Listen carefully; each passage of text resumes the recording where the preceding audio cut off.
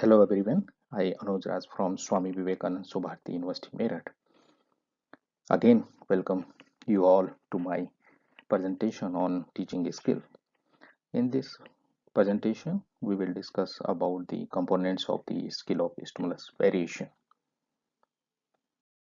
As you know that the skill of stimulus variation involve deliberate change in the attention drawing behavior of the teacher in order to secure and sustain student attention to what is being taught.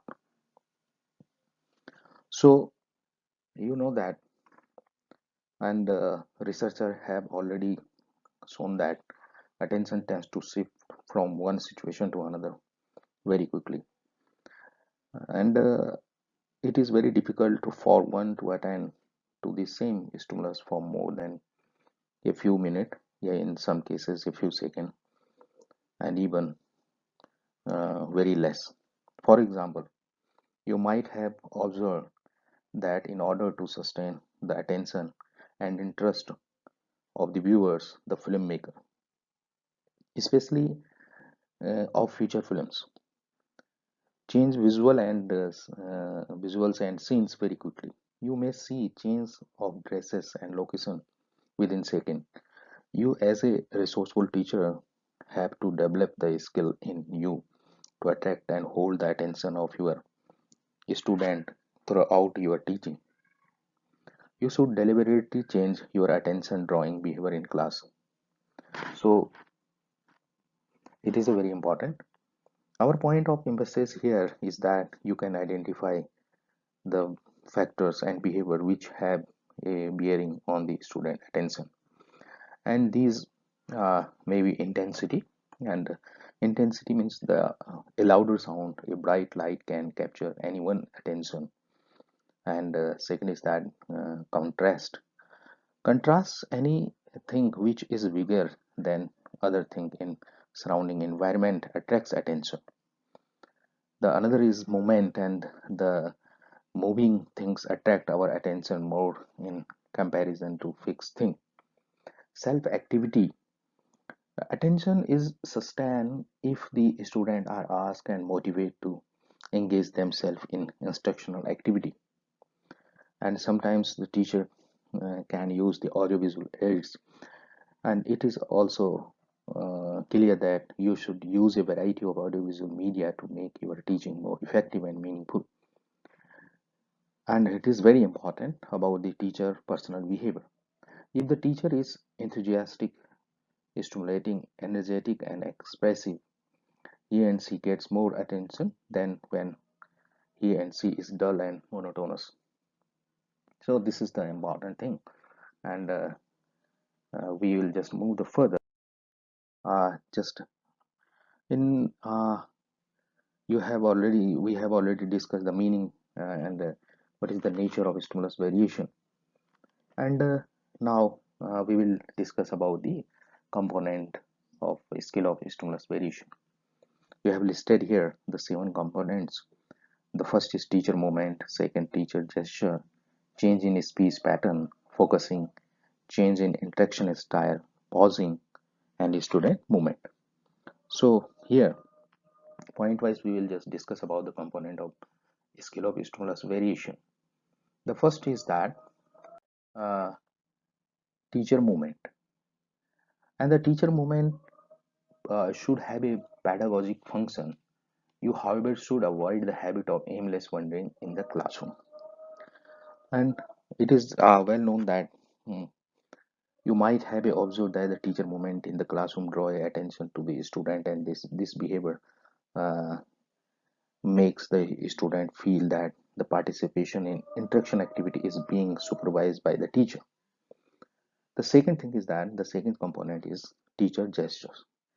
Gesture are movement of the part of the body, uh, such as head movement, hand movements, and whole body movement. And the body movements perform the some pedagogical functions such as directing attention, emphasize on the importance of the shape and size and movement of the object being taught, and explaining emotion and feeling also. and combining verbal exposition with gestures. Now, here the component is skill of another component is that the change in speech pattern. The change in tone, volume, speed of verbal communication is known as the change in speech pattern.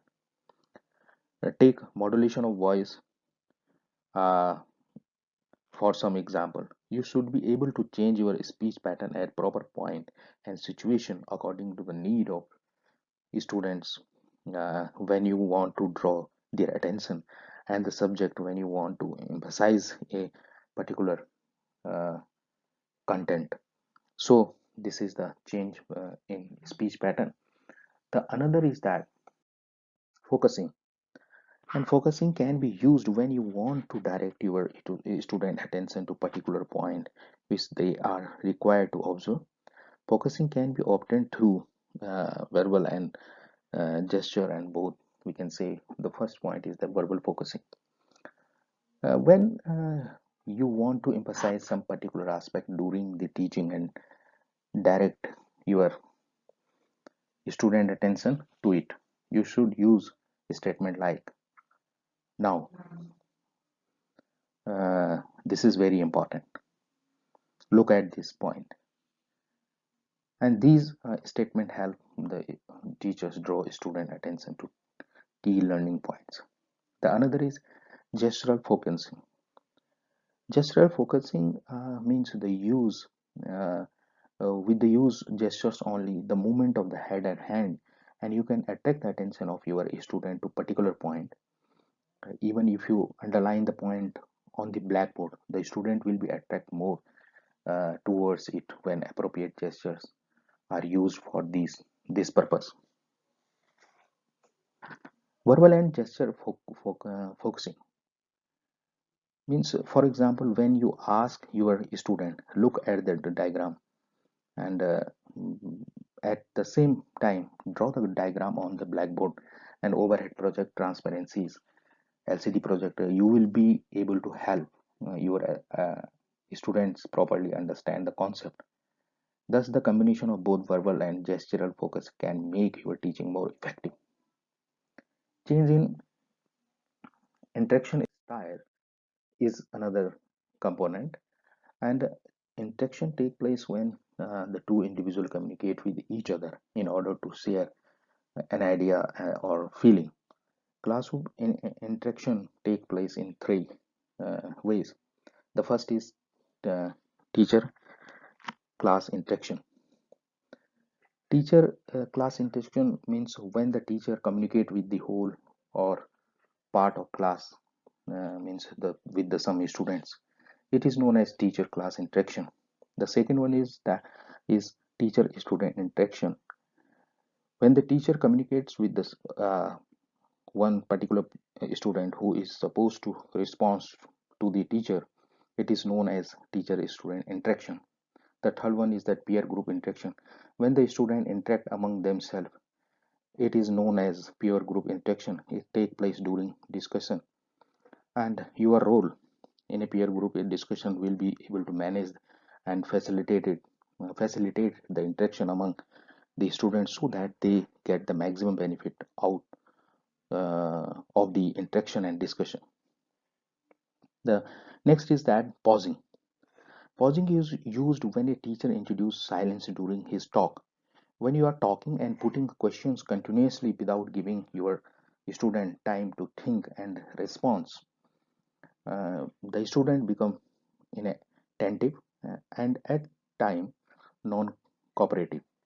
Hence, it is in order to sustain their attention, you should give them some time to think and respond to the question put to them. This deliberately use of silence is known as pausing. You can use pausing in different ways: by giving time to structure answer to your question, by giving time for simulation of ideas and concepts. The some tips can be make pausing more effectively. The first is that the pause should be introduced at the appropriate time and point, and second is it should be neither too short and nor too long. The aim of pause should be attract the attention of the student. The next is uh, the change in sensory focus. Change in sensory focus: when a teacher changes the sensory channel from listening, verbal speech, to looking, means visual display, from speaking to doing, and from writing to demonstration, yeah, demonstrating, it helps maintain the level of attention and motivate motivation of the student. So while just teacher explaining a point, if you show a chart or a model, and after showing chart you again start speaking, means switching from visual to oral mode, it is known as oral to visual sensory focus. The second is oral to oral visual.